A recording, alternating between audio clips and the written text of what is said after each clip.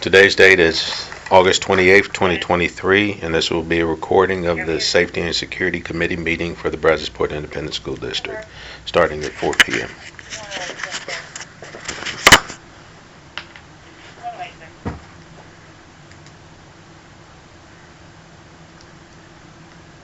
Okay, all I am showing 4 o'clock by my time. We'll go ahead and get started.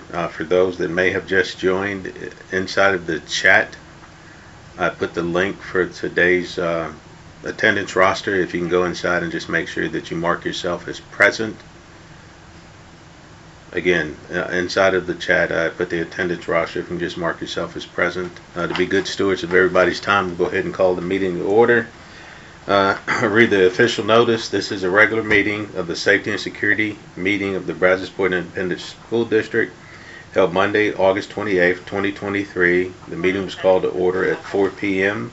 This meeting will be virtual, and for all those that are on the line, this meeting is being recorded, audio, and it will be uploaded to the website once the meeting is concluded. Before I begin, to see if there's anybody has any questions or concerns that we need to address before we get started.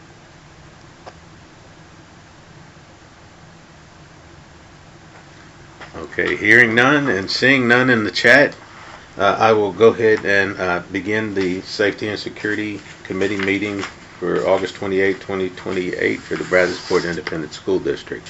Again, we don't have a lot of information to go over with the start of the school, but we have a few things that we want to start with. So in keeping with the order, we'll begin with the Pledge of Allegiance. I pledge allegiance to the flag of the United States of America and to the republic for which it stands, one nation under God, indivisible, with liberty and justice for all. We'll next move into the Texas Pledge. The pledge of the Texas flag. Honor thee, Texas, the flag. I pledge allegiance to thee, Texas, one state under God, one and indivisible.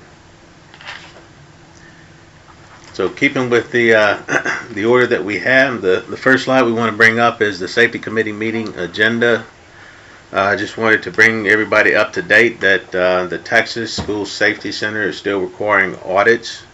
We are starting the new audit cycle, which begins August of 2023 and runs till August of 2026. Under that regulations from Texas School Safety Center, we have to audit all our facilities in that 3-year cycle. The addition this year, because of Uvalde, they've changed that all support facilities now have to be audited, whereas before we didn't have to audit our support facilities. So now the administration building, transportation building, maintenance and operation, and child nutrition all have to be audited.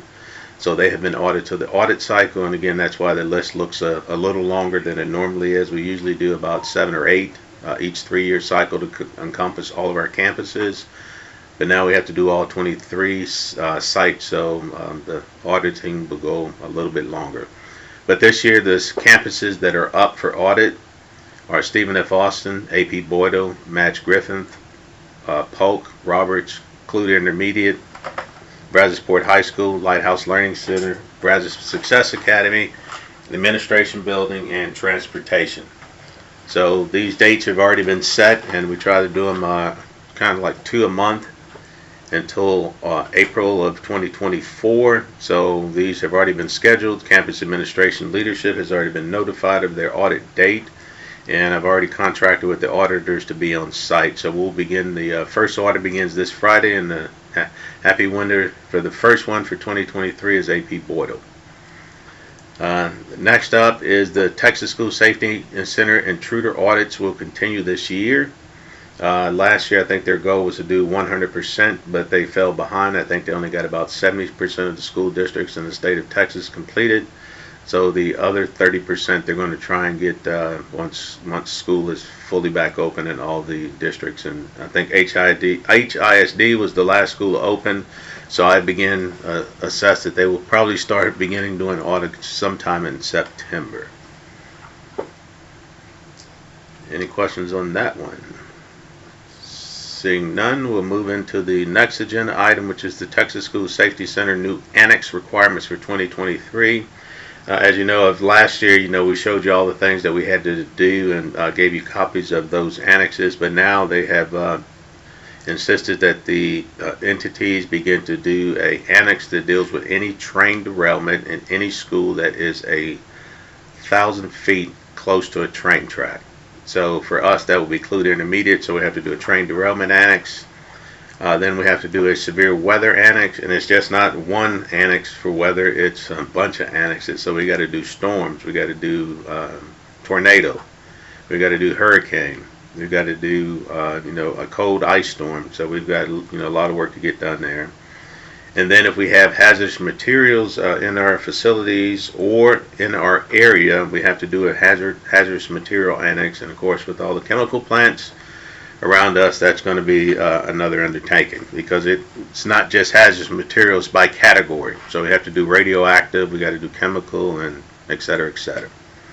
So I'll be busy trying to pull all those together and get them to Texas School Safety Center by Is Madge Griffith not close enough for the train derailment? Yep, my bad. I forgot Madge Griffin. Yep, Madge Griffin will be the second school that we have to do an annex for train derailment.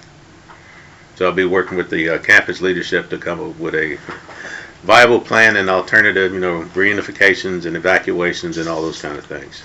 So that's going to be a work in progress. Good catch. Thank you, Deputy Superintendent Ms. Cundiff. Any questions on further questions on that? Okay. We continue. The district continues to have a mandatory requirement that all exterior door checks are checked on a routine basis. So we will continue to use our safety specialists, the police officers now that are assigned to every campus, and campus administrations and teachers to ensure that all exterior doors are locked at all times. And again, Texas School Safety Center has reiterated that if the district does not have a written interior door lock at all times policy, they will not expect that when they come to do their exterior door audits. Our district does not have a written interior door lock policy, but Mr. Massey's and the Board of Trustees policy is that all interior doors will be locked and closed at all times when students are present, unless a teacher is actively monitoring the door. So we'll continue to follow those protocols and continue to be the best practice. So you have a question for Mr. Sidebottom. Go ahead, sir. Yes, Ty, you were talking about the trade derailment exercise. You talked about reunification. Did you want to try to maybe plan something with the Civic Center, at least maybe a busload or some personnel, just to kind of flush that out? Yeah, I think we're going to need to do that, because this new train derailment throws a new kind of monkey in the wrench as how we do things. Okay, I guess what we need to do is figure out the dates and then get with me so I can make sure I reserve the room so nobody schedules an event in that place. All right, perfect. Don't let me forget, Brian. If you can get me off sideline so we can come up to it and plan for that, I'd be most appreciative. Thank you, sir. Any other questions before we move forward? All right, hearing none, moving to the next.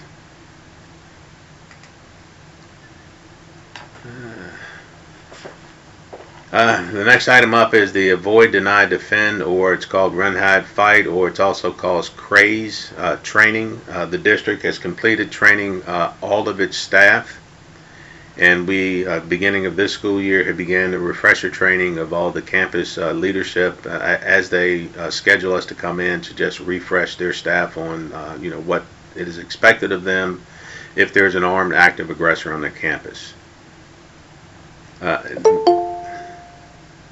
Next item up is the Stop the Bleed training. Again, we're working with the current campus administration to deliver the training to all 7th through 12th grade students on how to stop the bleed protocols. Some campuses we have completed entirely, and some campuses we only need to go back and do the 6th graders that moved up to 7th grade. But other campuses that have current 7th through 12th grade students, we're working with campus administration to develop a plan. And you see underneath, under Stop the Bleed training still needs to be done. These are the campuses that we still have to either totally complete out or do just the new 7th graders. And again, that's a lot of training, but we'll get it accomplished. Again, our district is far ahead of most districts. They have not even started the training of their staff nor the training of their students. So the district's in a good place. We just got to continue to be vigilant and continue to move forward on this training requirement from Texas School Safety Center. Any questions on that one? All right, seeing none. Boom. This year again, Texas School Safety Center is requiring drill requirements. Again, as I stated before, not only do the instructional facilities have to do this training or drills, now all the support facilities have to do these training and drills, which is a new item for them. So the administration building, the child nutrition building, the maintenance and operation building, and the child nutrition will all have to do these drills. We've got to do 1 secure drill, 2 lockdown drills per year, 1 evacuation drill, 1 shelter in place for hazmat, 1 shelter in place for weather drills, and then they have to do 4 fire drills during the school year, 2 in the fall and 2 in the spring semesters. So for some, this is going to be a new addition, so I'm working with those administrations and their leadership to come up with a plan to help them facilitate this, and so they can learn something new that they have to accomplish. So any questions on that one? Okay, seeing none, we'll move to the next slide, and here's a little bragging rights. The district, being Superintendent Mr. Jay Whitehead and myself, presented 2 sessions at the Texas School Safety Center Conference here this past June. They asked us to come down based on the robust safety and security protocols that the district has in place, and they wanted us to highlight and hopefully teach other districts across the state what it is like to have a good safety plan. And our protocols, basically, the title of this was Campus Safety Strategies and Tools and Emergency Operation Planning for School Districts. Mr. Whitehead, would you like to comment on that? Yeah, I'd just like to say Mr. Morrow was a superstar that day, and I was happy to get to teach alongside of him. No, in all seriousness, we enjoyed getting that opportunity. We're also going to present, I believe, at the Midwinter Conference on the same. But we got great feedback from other districts. They inquired as to what some more information about the strategies we use. So it was a good opportunity for us to learn from others, but yet to give some of the great things that we've been blessed in our district. Our school board, our superintendent, have, and our community support safe schools. So it was evident that was something that our district does well. So it was just a great opportunity to showcase all the good things that are going on in the district. Yeah, wasn't that Nathan Turner in that picture? Yes. Yeah, Nathan, again, the BISD breeds excellent leaders. He left us, went to Pecos, Barstow, Toya ISD, which is outside of Midland. And from there, he was able to secure the number 2 spot at Texas School Safety Center, which is the Deputy Assistant Director of all safety and school security for Texas School Safety Center. So, and we train them. So without that, and here's just another picture of Mr. Whitehead. The room was full. We did 2 separate sessions on that topic, and again, I guess the surveys and feedback that they gave, Texas School Safety Center, they said, was one of the highest that they've seen for, for a presentation of that caliber, and they were, very, very impressed with what we had to offer. So, and Mr. Whitehead was being mild. He led the charge. I just followed up. Based on being picked for Texas School Safety Center, we got a call, and I was privileged to go to to be one of the keynote roundtable speakers at the National School Safety Center Conference, which was held in Nevada. To my surprise, I just thought it was U.S. based, but it was not. It's when they say national, I meant it was national. It was folks from everywhere, UK, Africa, some of the Virgin Islands. and we were able to present again on the robust things that we have in place here at BISD. And again, BISD stole the show. Out of the 7 presenters, the feedback was that BISD knows how to do safety. So we were proud to take that honor home. And because of that, now again, Mr. Whitehead and I have been asked to come to speak at the TASA, but I'll let Mr. Whitehead speak on because I have no idea what that is, what the group is. Yeah, so yeah, I'll just be very brief. That's mainly district superintendents from all over the state of Texas. It's a prestigious event that's held every January. I've been to about 9 times throughout the previous years, and that is a tough crowd right there. So Ty will definitely get tested to see if how everything holds up. But no, it's just great getting the opportunities to go out and talk about the good things. Again, our community partners, our response teams, you guys that are on the call here that are supporting our reunification things that we're doing with the city of Lake Jackson. And it's just, there's so much good in what we do. It's just good for us to, let you guys be aware that this is not anything that's any one person doing. It's a community effort. We're just grateful to get out and brag on our community and our community partners. So we'll do our best there at the TASA conference if we're selected for a presentation. Right. So any questions on that? All right, hearing none, we'll continue to move along. Projects that have been funded and implemented, we kind of briefed you at the end of the last school year some of the things that were being funded but had not been deployed or were in the process of being deployed. One is Quick Alert. We have been able to secure the 5 tablets per elementary campus, and these tablets will be placed in strategic locations that the campus leadership has identified where they want them at. During the normal day, these tablets/TVs will operate as just normal, promotional items where they can promote school spirit, messaging that the campus leadership wants to give to the students or parents that are coming in.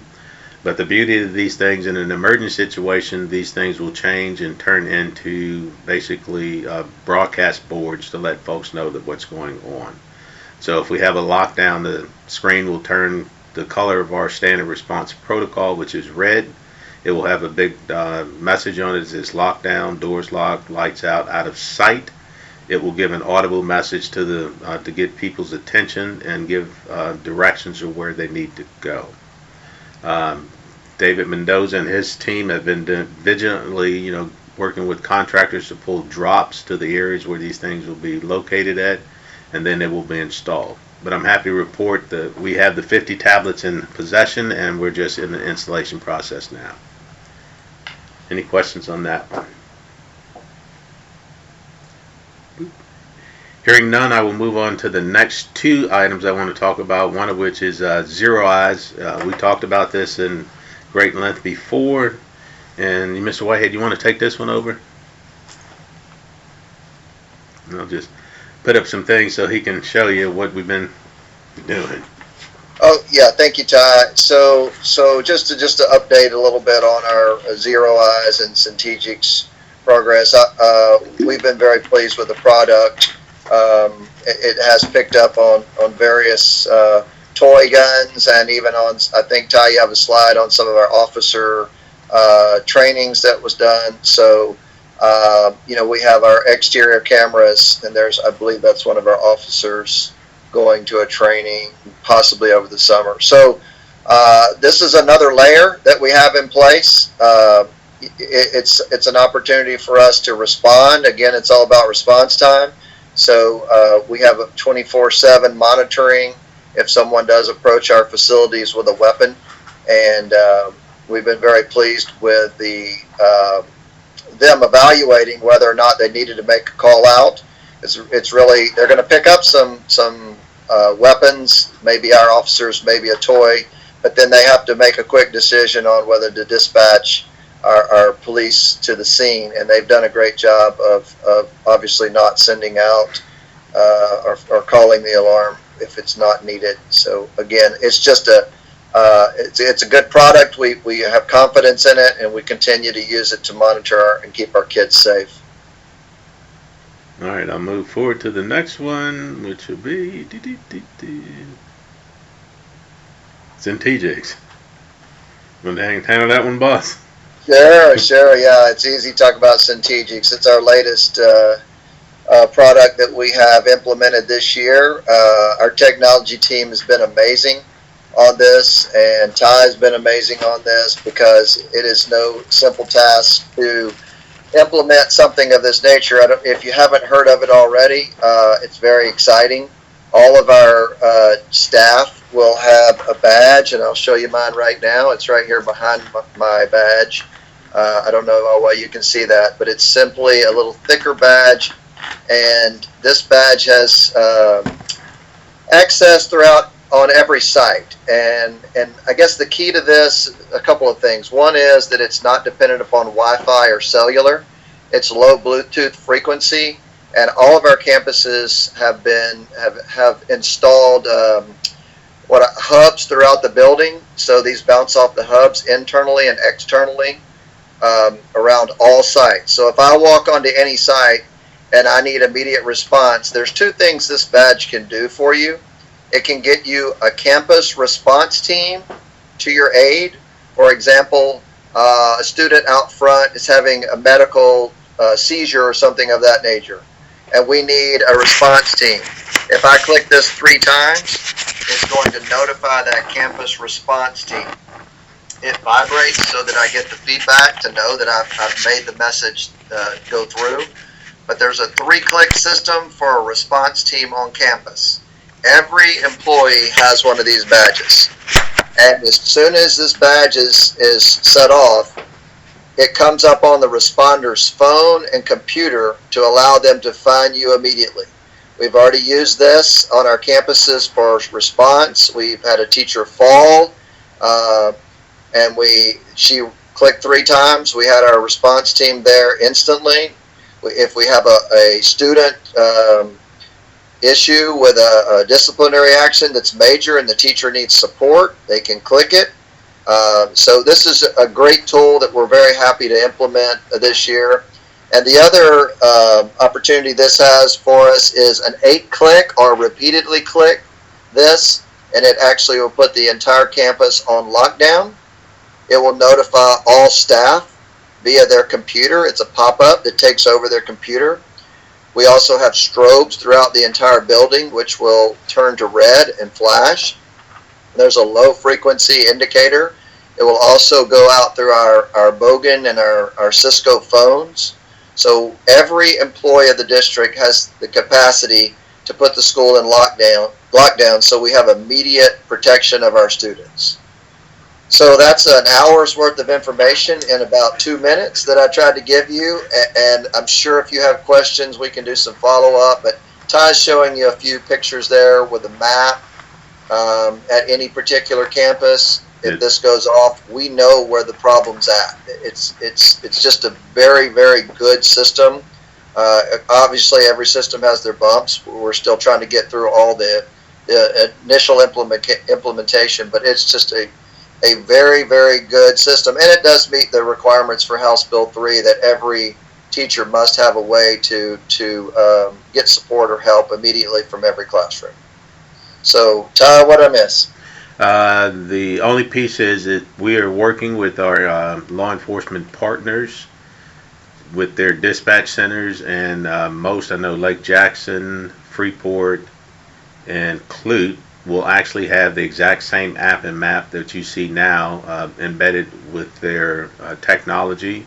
It'll run in the background, and when there's an emergency, 8 pushes or more, the map will actually pop up just like this. It will give them actually who pushed the button, what teachers, their initials, which is AH is the one that's a demonstration. Well, not a demonstration. It was an actual alert that a teacher sent, and it shows you exactly, their initials AH and where they're located in the building. Then onto that little right box on the right side, it tells you what classroom or what area they're exactly at, the time they pushed it, and their exact name, so that law enforcement dispatch will know how to begin to dispatch their folks to assist us. So then the other piece on that is the system is, you know, have been very well received by our staff. So any questions from the group on that one? I like that. Here in silence, that's none. So then here, this just to give you a breakdown, just show you that the teachers are using it. So I just picked one campus, Best Brandon, to show you, you know, these are all alerts and to tell you the, you know, type that they've had, which is some, they say inadvertent pushes, you know, something's new. So, you know, the teachers are going to test it just to see if it works. So that's it. And then you've got some where they're testing, then you got some where it's, you know, behavior issues, and then you got the orange where we got kids that are eloping. They like to take off and run. So that's when they need, you know, they're just pushing the 3 button and getting a meeting held. I see I have a question from Mr. Solis. Yes, sir. Yes, Ty, I may have asked this before, but remind us, there's a lot of components to make this work. Who's responsible for maintaining the system? Is this... Great answer. Great question. Yeah, so the way the system is designed, the company monitors the badge health. It's got a 5-year shelf life on the battery. But again, they also monitor the battery on the strobes that are, you know, attached in every classroom, down the halls, on the exterior of the building. They monitor the hubs to make sure that they're functioning accordingly and properly, and they will give us notification if any of those things go down or wrong. And again, me being the guy that believes in Ronald Reagan saying trust but verify, we are the only district that they're giving what they call view rights to their system. Because I told them, I said, I don't want to just be relying on you. If I'm walking the campus, I want to be able to look to see that the system is up and running as designed.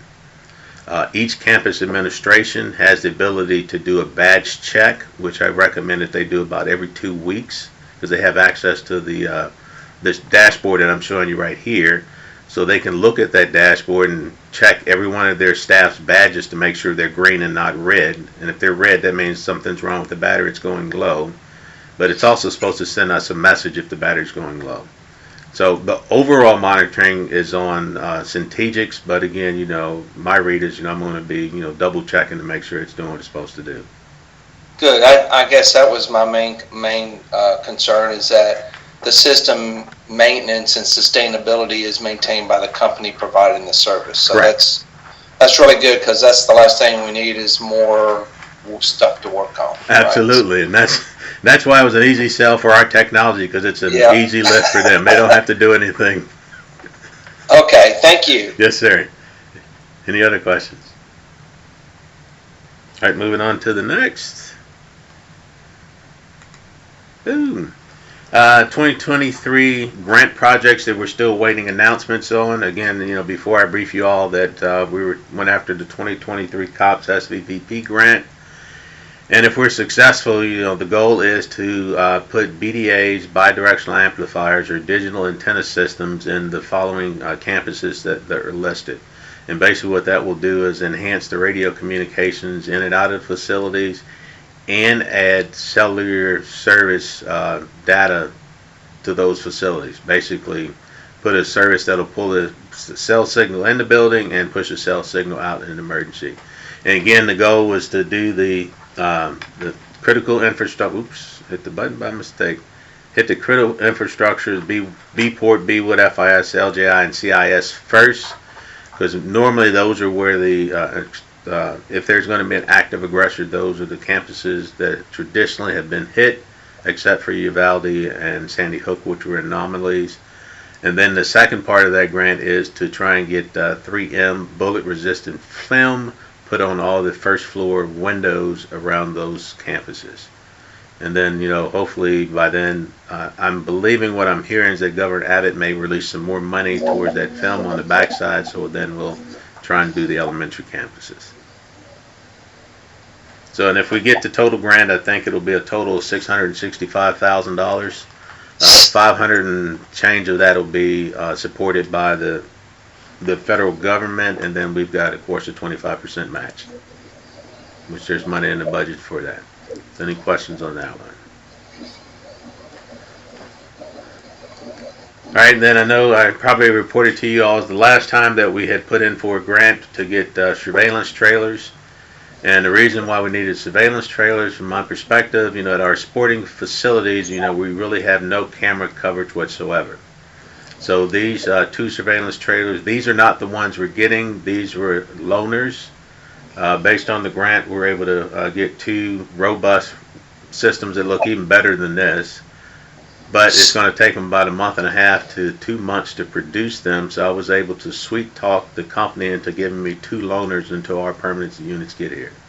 So we have these on loan. We got trained on them today, and Chief Wade will be rolling these out to our sporting facilities to set them up so they've got eyes and ears on the complexes during sporting events moving forward. So, questions on that one? And hearing none, I think that's going to bring us to the end. So it's just going to be a short meeting. Not a lot going on. So anybody have any questions, comments for good of the order? All right, let's see. Hear none. Mr. Whitehead, you got any closing remarks? Great job, Jay and Ty. I appreciate all your work. Thank you, sir. Thank you. Yeah, just echo what Steve said. I just, again, appreciate you guys' support. And also, if you ever have any follow-up questions or want to know more about some of the things that we've mentioned today, don't hesitate to reach out. We're really proud of what we've been able to implement with our board support and our community support. And we just want to say thank you again for attending today, and also for anytime we reach out, you guys are always so good to respond and support our school district, and we are extremely grateful for your partnerships. All right, thank you, boss. With that being said, thank you. Our next meeting will be January 22nd, 2024, and same bat time and same bat place. So I will send out the announcements beforehand. And thank y'all, and enjoy the rest of your day and the rest of the week.